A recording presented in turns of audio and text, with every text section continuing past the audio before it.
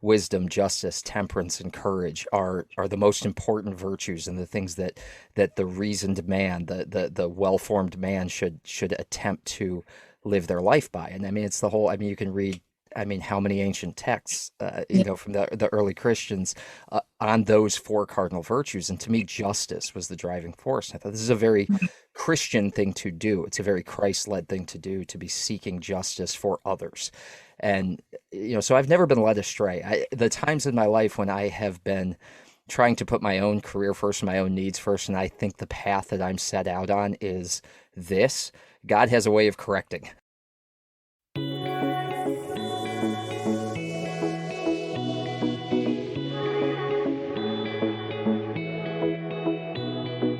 Welcome to the Riley June Show. I'm your host, Riley June, international intuition coach and spiritual activator.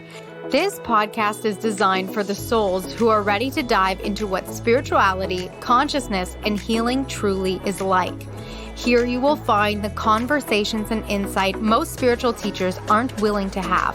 Why? Because we pull back the curtain on what truly takes place as you move through your healing journey, the duality of the light and the dark, and the role ethics and integrity undeniably play in your ascension experience.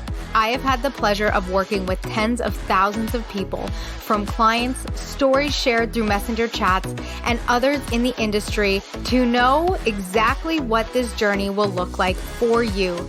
These episodes will share conversations of industry leaders bridging the gap to the new paradigm of reality, and individuals sharing their heart through their soul's journey they've been through and what they've learned along the way. So if you're ready to go deep, unlock truth, and activate into the blueprint of you, this is going to be a space you're not going to want to miss out every Monday. Are you ready? Let's activate. Hello, beautiful souls. All right, this is going to be a bit of a longer episode, and I'm not going to take much time here to introduce you to it because it is truly such a profound and powerful episode.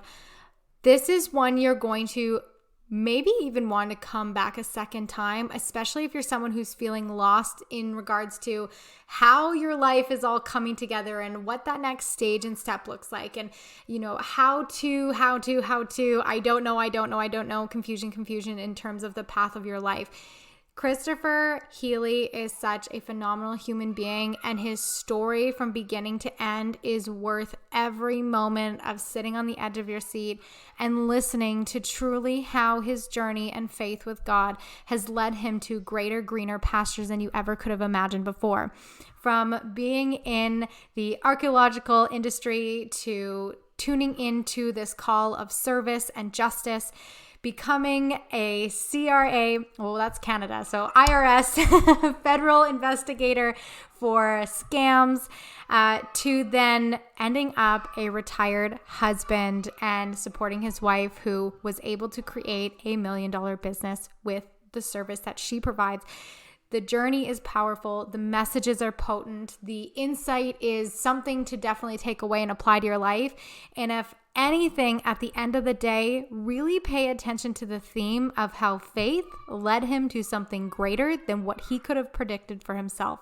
All right, I'm going to turn this over to the interview. Enjoy, take notes, and just listen. Turn your spiritual ears on. Let your heart open to these messages and really just absorb this beautiful, beautiful, profound journey with God. Hello, beautiful souls. Welcome back to another session. I am so excited to have Kristofer Healy with us here today and to dig into this beautiful segment called A Journey with God. He has had quite the career path and experience that has been solely led by God and his trust in his faith. And in all things spirituality and intuition and developing yourself, really, faith is the path, is the bridge that gets you to where you want to be every single time. Because as we all know, it doesn't always quite work out like we think, but if not, that's something better. So Kristofer, I'm so excited to have you here with us today. I'm excited to be here.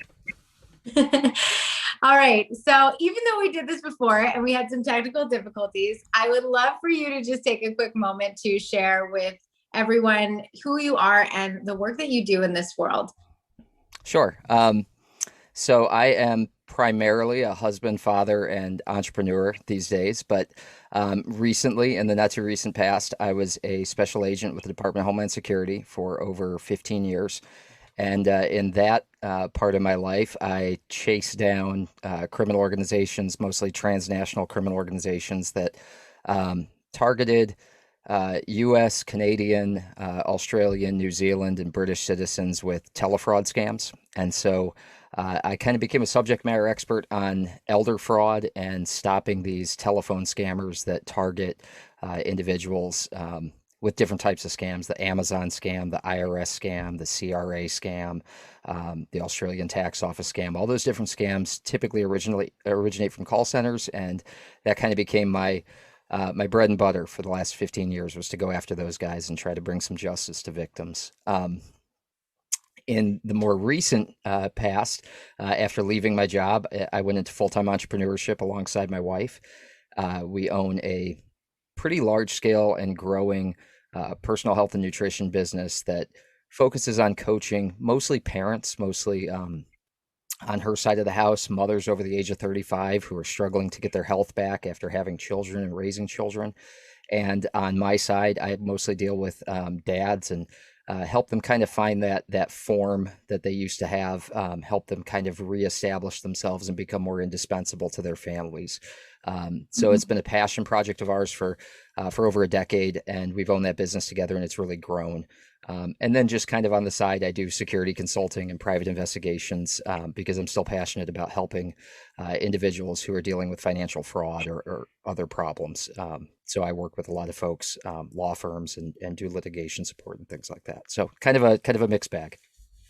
I love that. It's you get this taste of these two totally different dynamic worlds. And I'd love to know, what was that draw for you that really brought you into your first career? Like, what was that thing that was like, hey, I think I need to go after this path of trying to help people and protecting people?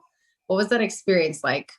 So when I was actually I was about to start graduate school when 9/11 happened, and I was an archaeologist of all things. And so I grew up in New England. I was actually working on an archaeological dig in like down East Maine, so almost like 30 minutes from New Brunswick.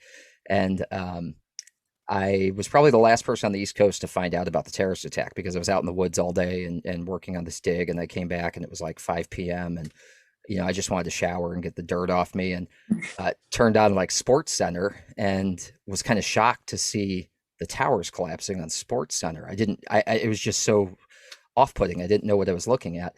And I kind of sat down and started to take it all in. And that was kind of a clarion call for me. I guess from that moment on, I knew I wanted to, after seeing firemen and police and seeing what was happening at the Pentagon and all these people who were rushing into danger to save their fellow citizens, I just felt like what I had planned for my life was somehow inadequate. I wasn't.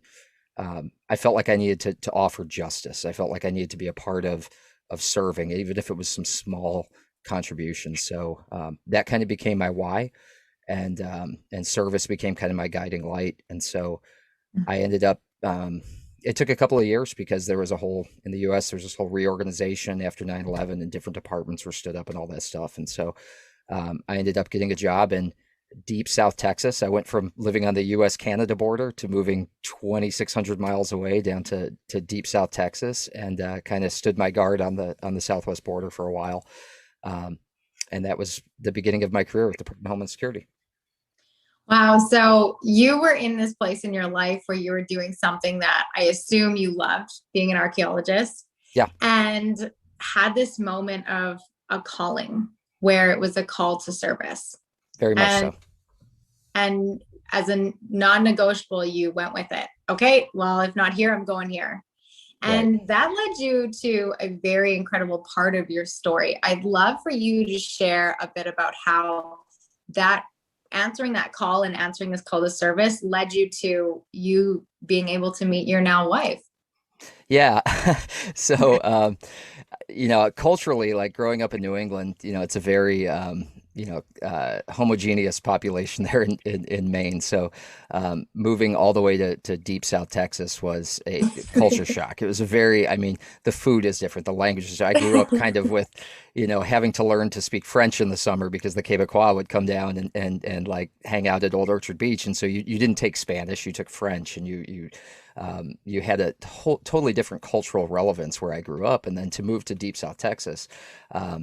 I was kind of a fish out of water in a lot of ways. I was the Tex-Mex food and the Spanish language and all the cultural things that I was unfamiliar with. Just the way, it's much more flat. Just everything about it is different than Northern New England. And so I was kind of there and feeling kind of like lonely. And it was like one of those just kind of moments that, it's fate, because I never went out, like didn't go out to bars, didn't go out like looking for dates or anything. I was very focused on my work. And one of my buddies was like, "Hey, let's go, it's Tuesday night, let's go shoot pool. Like we haven't done anything in a while." And so I went with him to shoot pool to a place I'd never been before. And my wife actually, I tell people it's not a romantic story. Like we met at a bar, we met at a pool hall, but she walked in and she saw me and she was like, "That's, that's like a white guy I've never seen before, and I'm not related to him," because it's this like small town, and she's kind of, like related to half the white people in that town. So she was like, "I got to get to know this guy." So she came up and actually introduced herself to me. And what was funny about it is she had never been there either, and she had a friend who needed to study for a test and asked if she could use her apartment that night. And so my wife was like, "Well, I guess I'll go find something to do." And so she went, called a couple of friends, and someone was like, "Hey, we're over here. Why don't you come and join us?" And so she had no reason to be there, and we otherwise wouldn't have met. Both of us just kind of ended up in that place, and that was kind of the neat story. Was that I don't think either of us ever went there again, to be honest with you, after we met each other. So, but from then on, that was it. We were kind of inseparable after that. What do you mean that's not a romantic story? That's like the perfect divine synchronistic moment that everybody wishes for. If you saw the bar, you'd know it wasn't a romantic story. But the best part about it is that several years ago, that bar got torn down, and they put a Chick-fil-A there, and so now I get to tell people that we met at a Chick-fil-A. So it's a little bit better story when I tell it that way. Yeah, I love that. Well, me and my husband reconnected through Tinder, so I think yours might have me beat. All right, there you go.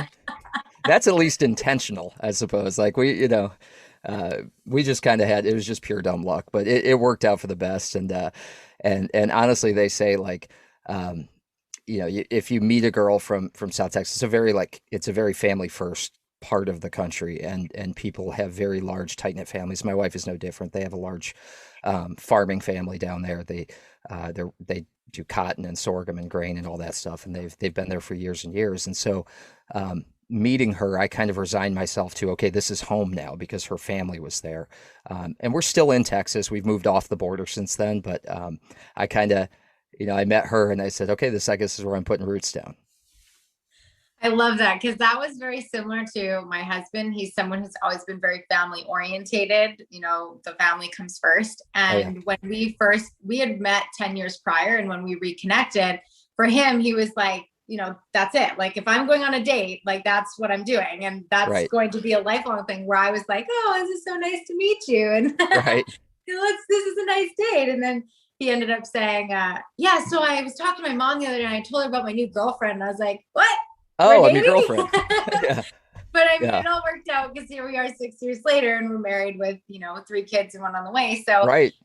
I think what's so beautiful about that is that when you really start to get into the dynamic of relationships, whether it be friendships, partnerships, all of that, even co-working relationships, I find that people who have a really strong moral value and ethical grounding center really take that commitment so much seriously, not just from the perspective of what can you do for me, but from this place of like, loyalty is first, essentially.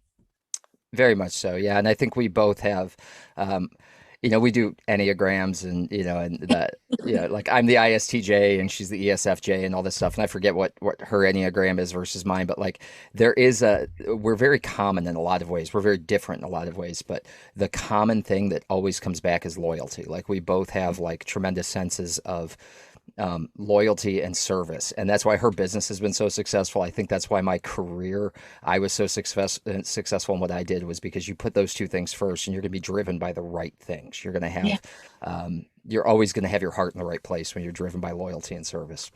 Yeah, absolutely. And in this series of A Journey with God, that's essentially what it is, because when you put God before everything else, and not even necessarily in like biblical parables and things like that, though there are many to prove this as a point.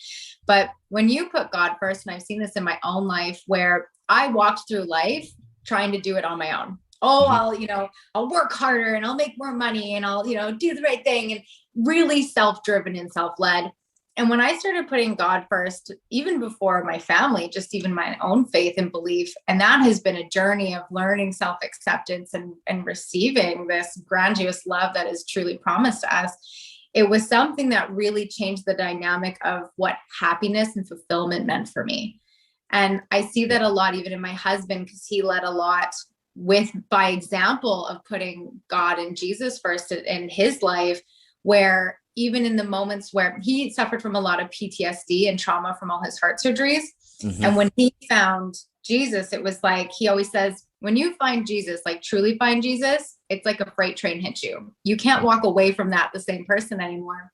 Yeah. And the more that he continued to lead by that example, the more I would see him, not overreacting, not getting as angry, so much more patient, so much more compassion. And he was already a relatively very patient and compassionate person, considering everything he'd gone through.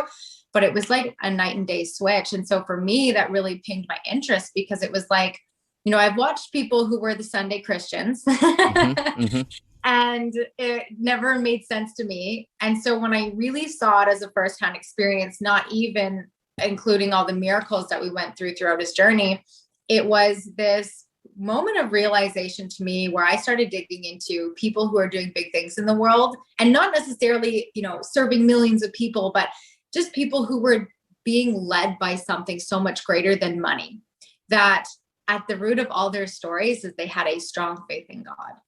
Oh, without a doubt. Yeah. And I think if, I talk to a lot of people, and a lot of people talk about, the universe, or they talk about, kind of other, I guess modalities of spirituality. And for me, it's always been, I grew up in a Christian household, but I grew up in a household where my dad was, went to Catholic school and kind of came up in a very strict, kind of more Orthodox Irish Catholic sort of house. And my mom was very Southern Baptist. And between the two of them, it was a very different dynamic. So, I kind of had to choose a little bit, and and then our family kind of found kind of a home and maybe a more middle road type church home. But I never got away from my faith, but I had gotten away from organized religion to a large extent when I moved down to Texas. I put myself into work, but I would say that the kind of what put service first, what put my need to serve and do that, was the idea of cardinal virtues that were installed in me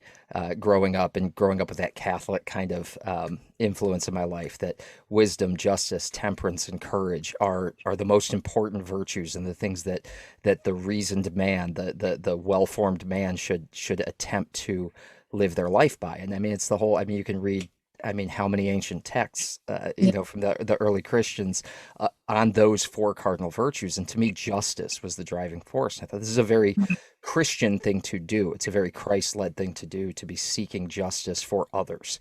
And, so I've never been led astray. The times in my life when I have been trying to put my own career first and my own needs first, and I think the path that I'm set out on is this, God has a way of correcting it.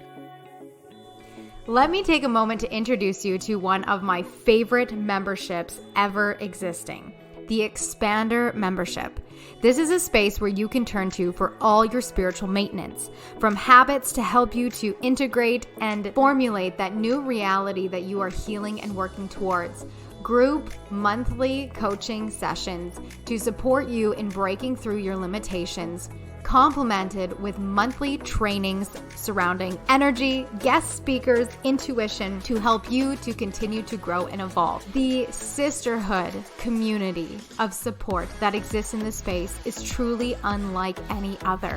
And at an incredibly affordable rate, you too can be maintaining your spiritual awareness, growing and expanding into yourself, and evolving beyond your past paradigms into your new reality. You can check out rileyjune.ca/expansion member, or check the link in the bio to see if this is a right fit for you today. I hope to see you inside, and I'm sending you all the love. And like reminding me that no, you're not getting that promotion. You may not understand why you're not getting that promotion, right? But then when you don't get that promotion and something happens in your life 6 months down the road that allows you to be more present in the life of your family, and you would have never been able to had you gotten that promotion, you start to see the wisdom, and then you stop questioning things. You start to say, okay, you've got a plan for me, and your plan and my plan are not always going to be the same, but I've always trusted and never been led astray. So. Yeah, I really love that you share that, because of the I guess the foundation of everyone's personal development growth and journey is learning to trust and surrender to a plan bigger than their own. For sure. And the ability to serve, even if that's a mom or a dad to your children, or, you know, a position in the company that you're in, out of a place of ethics and really just honestly doing the right thing. And sometimes doing the right thing can feel like two different components. And I'd love to hear from you if you've ever had an experience where something was presented as the right thing, but it actually, in fact, wasn't, when you checked in with yourself and just like what could be that path if you walk down it. Yeah, I think, you know, in large part, so I worked a lot with public corruption in the course of my career. And so I've always had this saying that the easy thing to do and the right thing to do are very rarely the same thing. And so, you know, the easy thing to do is often to go along to get along. And that might be the right thing for your career. But I saw, as somebody who investigated public corruption, how those slippery slopes begin. And the easy thing to do when you see something that's wrong, is to look the other way, right? And is to not stand up and to not say, hey, that's wrong. The right thing to do is to call out injustice when you see it, and to be selfless and to put yourself forward, even if it means it's going to be a hit on your career, even if it means it's going to cause you problems in your office or in your agency or in your organization, whatever that may be. To do the right thing, you're never going to be wrong. It may not feel right when when you suffer the consequences of that, but you can sleep at night. And so I've always kind of put that as my at the forefront, that the easy thing to do and the right thing to do are very rarely the same thing. And if you have a question about whether it's the right thing to do, that's usually, you can usually check right there. Well, what is the easier road? Okay, then you kind of know where you need to go. And I think that that's difficult for a lot of people, because, a lot of folks want to go along to get along, and they want to have the path of least resistance, but that's not the path that, that God necessarily puts in our place. It certainly wasn't the path that Jesus had to walk. I mean, how easy would it be, to call down a legion of angels and say, I'm good here. I don't need to die for your sins. I don't need to be this guy, but he lived his convictions, and he lived by his word. And so if you can't do the same, you're not really walking the path. And so that's just kind of always been how I've looked at it. It's like there's a reason you're in this situation. There's a reason that you are being given this opportunity. This obstacle can be an opportunity, and the right path is always to do the right thing, even if it's not the easy thing. Yeah, I really love how you say that, because it's really what it boils down to. And that's what you learn fundamentally through a personal development journey, or even ultimately a spiritual journey, because you can find teachers teaching all different types of ideologies and beliefs. And, I believe that we all go down certain paths that inevitably are just leading us back to the one. And so you might find yourself in a place where you follow along with this spiritual teacher and they promise you the world. Well, usually when a person is promising you the world, that's probably not rooted in the best place, because they can't promise you nothing They are of the world. The only Right. one who can promise you that is the one who created you, God. And the only way to God is through his son, the breath of life, Jesus. And so for me, it became very interesting because in the beginning of my journey, I was someone who I was interested in it all. It was like this Pandora's box opened up, and it was like, oh, there's angels and there's guides and there's, deities and there's goddesses and there's, ancient ancestors and all these things. And yes, of course, you've had people who've walked this earth before you, but it's like, at what point can they actually teach you in spirit something that's relevant to you right now? They lived a completely different timeline than you. And there's so many different energy healing modalities that exist nowadays, but I find that the more and more that people work on themselves in this realm, the more and more they can't, or they struggle with trying to argue that the universe is absolute over God. And I find this so much. And for anyone listening, this isn't meant to offend anyone. The purpose of personal growth is to keep expanding and evolving. So eventually you have to get beyond your threshold. And it's easy to say the universe. It's easy to say, oh, the universe will provide for you and everything's going to Right. work out, because then you trigger less people.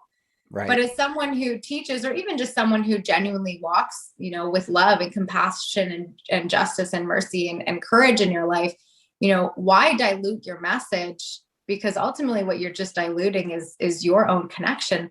And for me, there was a huge shift when I started to just accept that I don't need all these other things to give me guidance. I just need one thing. And it made my intuition clearer. It made the ability to make decisions easier, not always the easiest decisions, but it Right. just made the answer obvious, if that makes sense. And for you, I'd love to switch gears a bit, because you have this really beautiful story about how your faith really provided for you in such a beautiful way with your daughters. And I'd love for you to take a moment just to share that story, because it just fills my heart so much. I know it will for anyone who listens too. Yeah. I'm an adoption dad. So my two daughters are age 7 and 9, and both were adopted internationally. So we brought them both home from China, and both have special needs. So for my wife and I, adoption was always on our hearts. It was always our plan A. We never really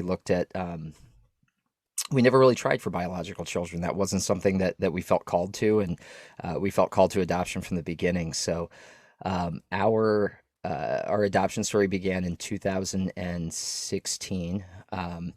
We had previously, my wife and I are former recovering Ironman triathletes. So we've both done about a half dozen Ironmans, and we used to coach men and women to train distance and race distance with us. So we did Ironmans and marathons and ultra marathons and all of that. So that was kind of our passion for a while, that when we were young and enjoying that together. And when we were ready to have a family, we had seen a child kind of on, there's different adoption services that host these websites where they have waiting children around the world, where kids who need homes, and you have to register through an agency. And so we had been looking at this one little girl and thought maybe that was our daughter. And my wife was racing. We were both racing Ironman Cozumel in Mexico, and she had I didn't know this at the time until the race was over, because we were both out on the course and weren't around one another. But she had a bad incident where she had been stung by jellyfish during the swim, and she got out on the bike and had a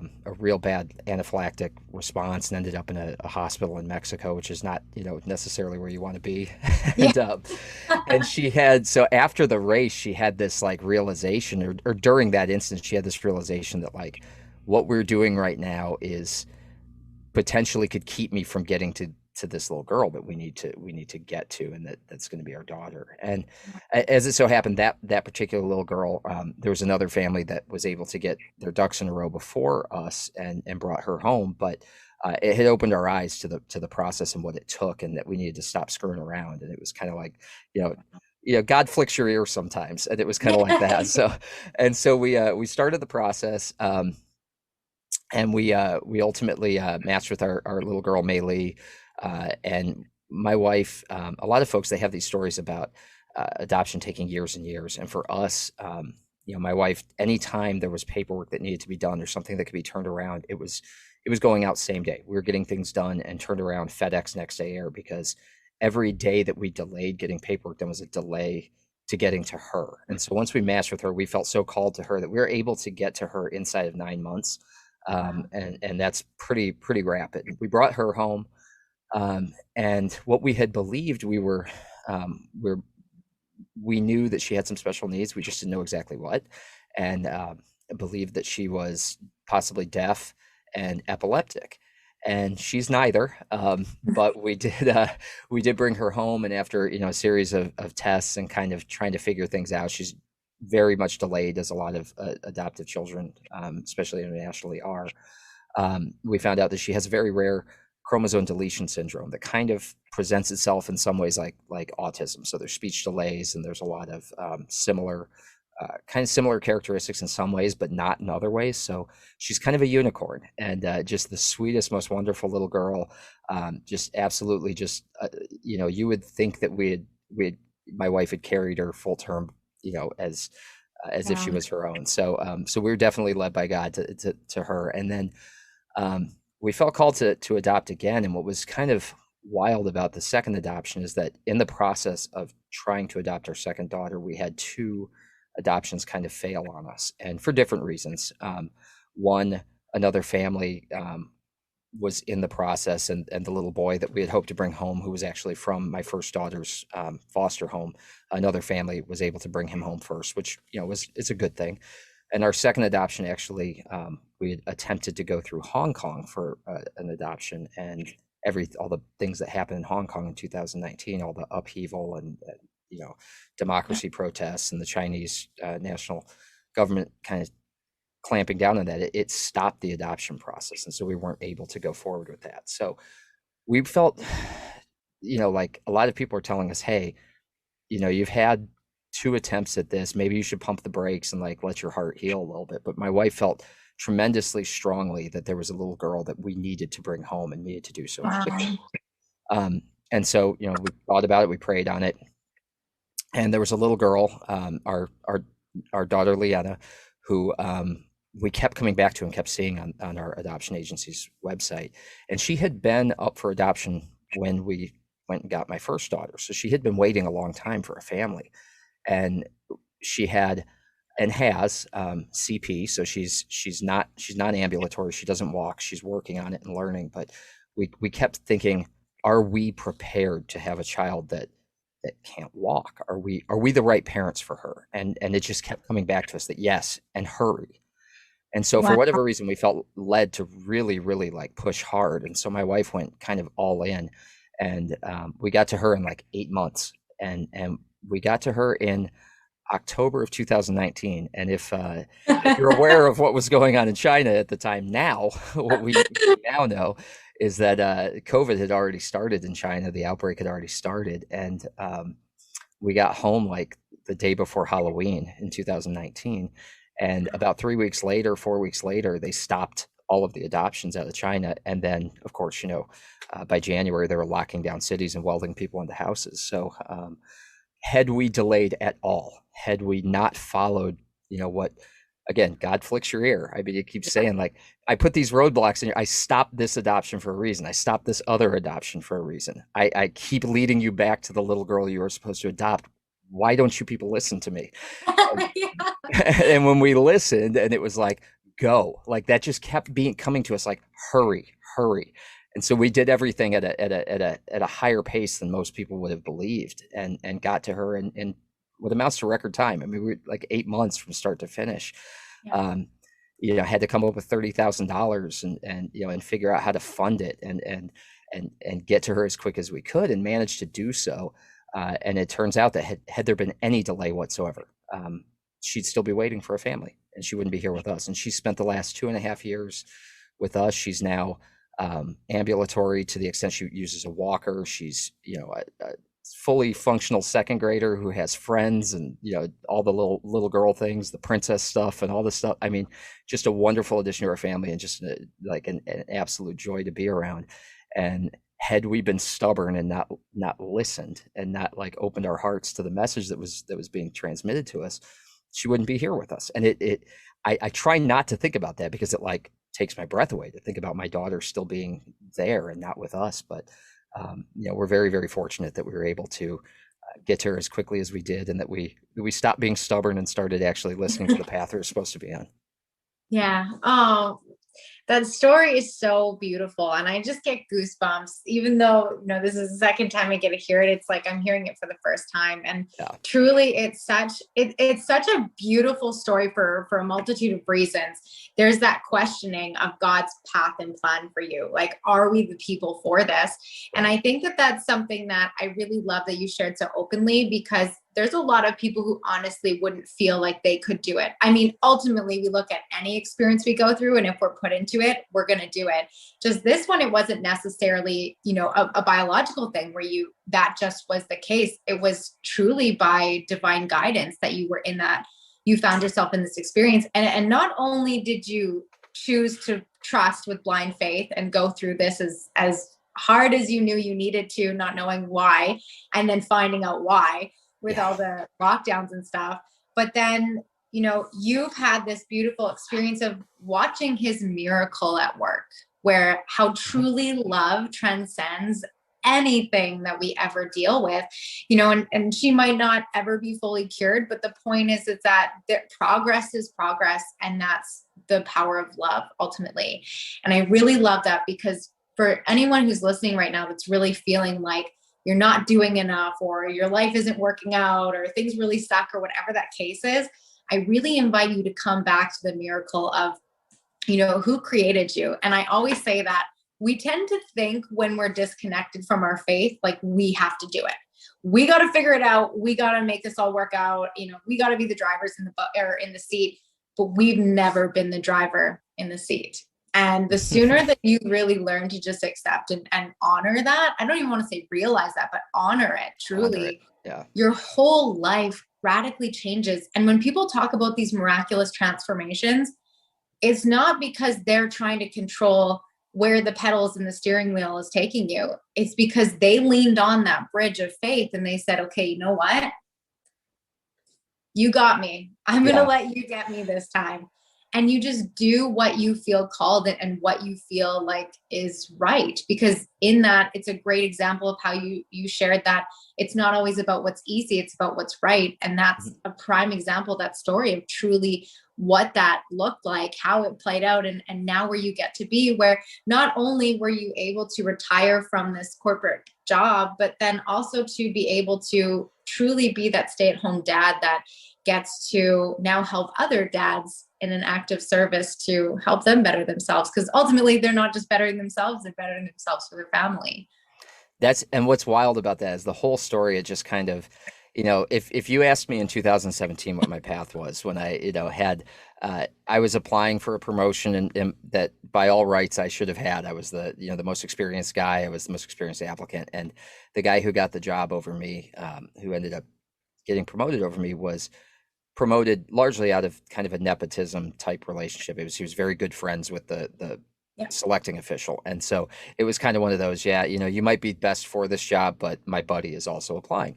And I was deeply wounded by that and hurt by that, and had this very a period of several months of anger and just kind of resentment about what had happened. And then I brought my daughter home a couple months later, and then we get this diagnosis, this rare genetic disorder, this deletion syndrome that's going to require a lot more of her parents and therapy and things like that. And I just kind of, paused and was like, okay. so, what I thought was the right path, and, and why I was angry and upset, and it's just pump the brakes a little bit and listen. And, and what that did for me, it opened up an opportunity, because the guy who ended up getting promoted, he left a position in Houston to take this job in San Antonio. So it opened up a position in Houston.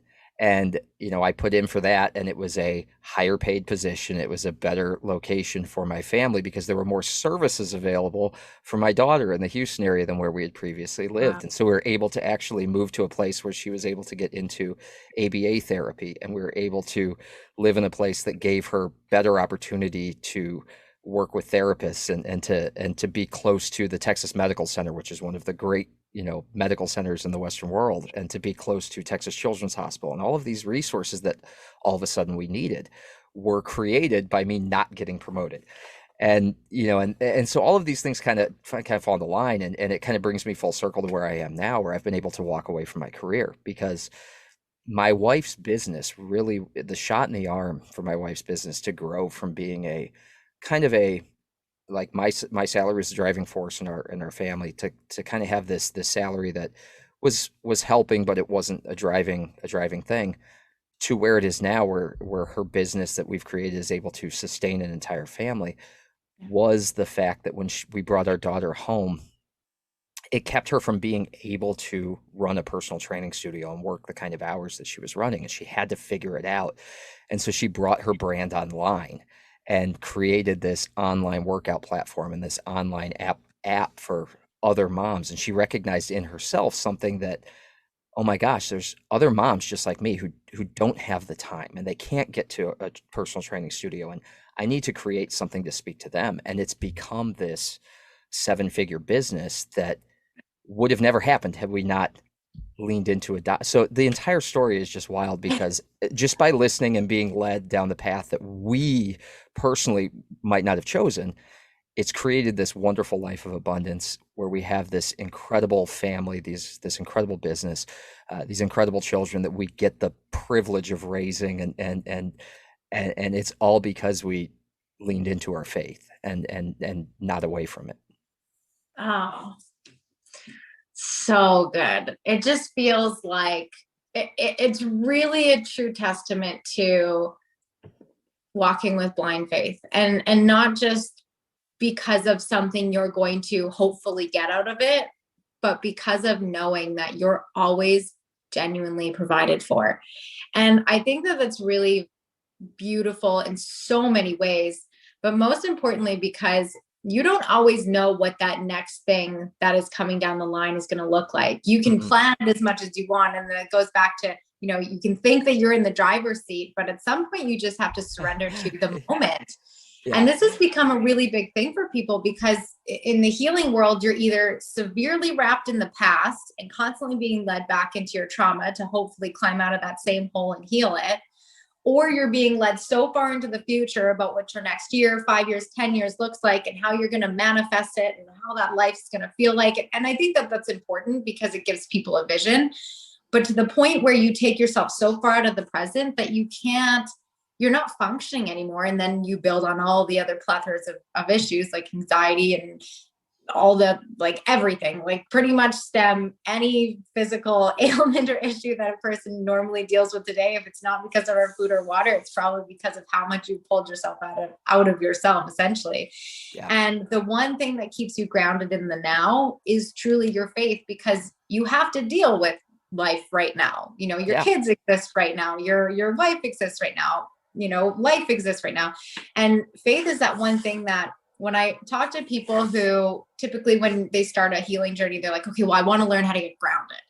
I'm like, okay, well, grounded means you're planting roots. So what are you rooting into?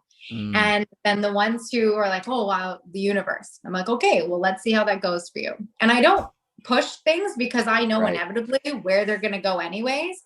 And I find that every time people want to root into something other than God, they're so led astray, or they're constantly stressed, or they don't get why it doesn't work. And it's like, because you're leading with something that's essentially hypothetical, because, there's different theories of how the universe was created, but at the end of the day, there's one creator of it all. And it's the one thing that exists beyond space and time. So you can theorize it, and science has and has proved through and through the morals and the values of the Bible and the synchronicities of how there's no way someone could have come up with these concepts so far back, and it transcended so much time. Yeah. But it's like, at some point you just have to trust. And I think that that's such a beautiful balance between the logical and the energy, the intuition of it all, because grounding into the now with your faith really leads you to these beautiful paths of, well, essentially least resistance. It doesn't feel like that in the moment when you're no, it does not. Yeah. But then at the end of the day, you sit back and you're like, wow, like that was, 2, 3, 5 years that I went through that I could have never have foretold for myself.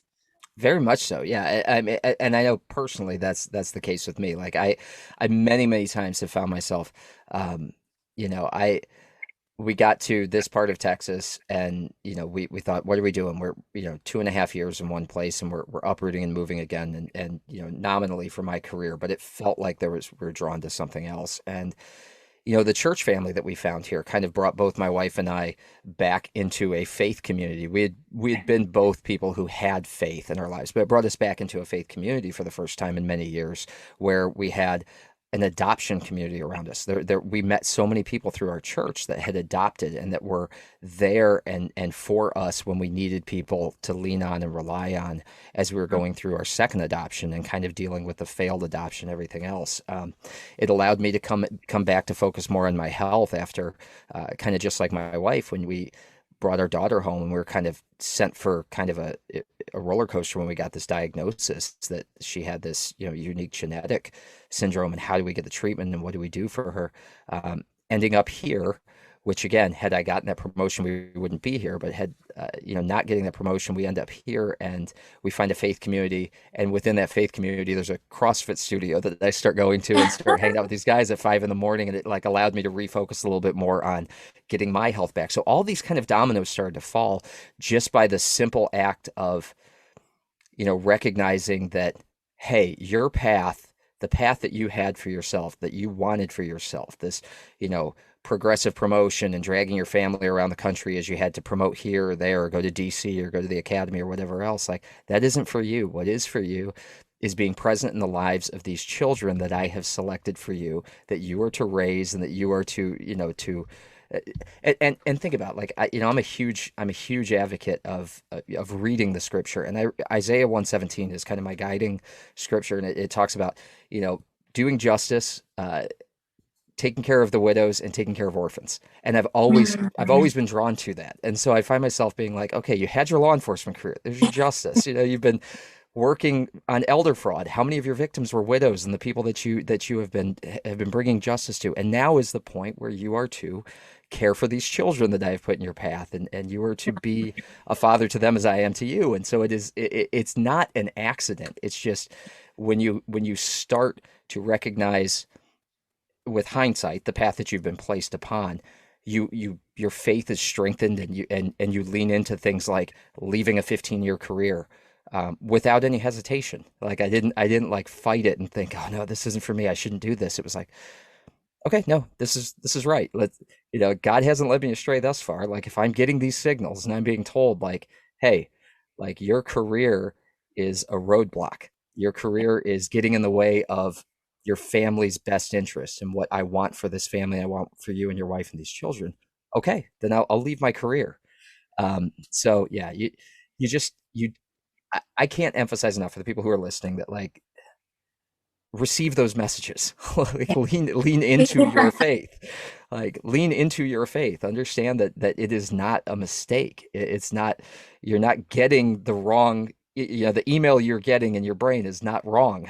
Like, it's lean into it. Yeah. Stop thinking you're, like you said, stop thinking you're in the driver's seat. You very much are not. Yeah. Yeah. And just to tie it all up, I love it because as a byproduct of you following this internal guidance and these knowings and these intuitive downloads from God, essentially, it led you to be in that position that once where you chased, in a sense, that ability to provide at a higher capacity with money.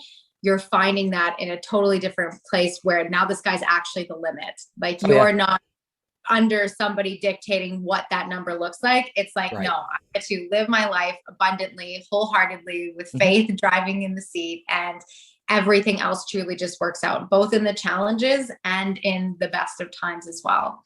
Very much so. Yeah. So no, I mean, it- I know we'll talk offline, but you should talk to my wife as well because I mean, just she's probably even more articulate about this stuff than I am. Just being guided and recognizing. It took me longer because I'm a bit of a, the alpha personality, the law enforcement personality of having to be in control and having to be, I'm leading this case. This is my Yeah. investigation. Like that's hard to break. It's hard to Yeah. get that like that attitude of like, I'm the guy in the room that everyone looks to for leadership. It's sometimes hard to recognize that, there's a bigger leader, and that you need to step back and recognize that you are not leading. You are being led. And for her, I think it was much easier than it is for me. But without that steady presence of having her in my life, I might not be I might still be banging my head against the wall and stubbornly driving forward on the path that was really not for me. Ah, this was my favorite conversation in so many ways. And I think that for anyone listening, if you take anything away from this, it's like you can try and avoid faith. You really can, but Hmm. it's not going to provide for you in the way that this divine surrender truly can. And, God placed us all here. I heard this saying, and it was from Anthony Trucks. And he said, for me, what was the turning point was I realized that God made a promise to humanity when he created me. And so my job is to come into this world and figure out what gift I am to the world and to serve it I as the love gift that. it is. Yeah. And it was, for me, that was such a pivotal moment, because it was like, there is nothing else that exists as far as I found. And if anyone has an opposing scripture or experience, you want to share it, there's nothing else that exists that provides this promise that God does. And it's so fascinating because it's like, you just can't compare. You really just can't. And so, like I said, you can try and avoid it, but ultimately it's all going to lead you back to the same place, but you do have to choose it. We were granted free will for that purpose. And Yeah. the devil knows God's name. So he's not, he knows the difference, and he knows how to work with the same thing that you're thinking that you're not. Yeah. No, it's incredible. Thank you so much for having me on. I've really enjoyed it, and I'll come back anytime to talk about Yeah. this. This is like one of my favorite topics. So I don't often get asked about faith and get to have this conversation when I guest on podcasts. So it's incredible to me, and it's what we're supposed to be doing as Christians anyway. We're supposed to be having these conversations and sharing our faith, and so it's wonderful to have that opportunity. Yeah. Spreading the good news, it's free. Absolutely. Well, I'd love for you to just take a quick moment to share what you have going on and how people can be a part of your world and enjoy your beautiful family dynamic, and all of it. If you do, yeah. So I post a lot of pictures of my kids. So if you want to see some really, really adorable children, you can follow me on Instagram. It's at team_Healy. That's Healey. And my wife is at my coach Lacey, Lacy. And between the two of us, you're going to get all of the great photos of our kids, but also a boatload of great information about health and wellness and how to take care of yourself and how to be a better dad, a better mom, and put your fitness first so that you can be there for your family and your children. I am launching a podcast that comes out. I don't know when this will air, but it's coming out in April of 2022, and it's going to be called the Indispensable Man Podcast, and the goal of it is to tell stories, inspirational stories, and give my experience from my years of being a coach, of being a mentor, of being a leader in the law enforcement community, and kind of try to bring some lessons to men that they can then use to be more indispensable to their families and be first responders in their families. So through that, you can listen to me and you can follow me on Instagram, and any programs and offerings I have coming up are going to be on my link tree on Instagram. So it's been a pleasure talking to you, and I'm glad to share that. Yes. And of course, we'll have everything linked below. Thank you again so much for coming on, Kristofer. It was truly, truly such a pleasure. Absolutely. Thanks for having me. Before you go, I would love and appreciate so much if you could take a moment of your time to leave a 5-star review. It helps me to be able to get this message out to so many more in the world, and I am so truly thankful that you choose this place to be every single week. Until next time, don't forget to find the magic in today.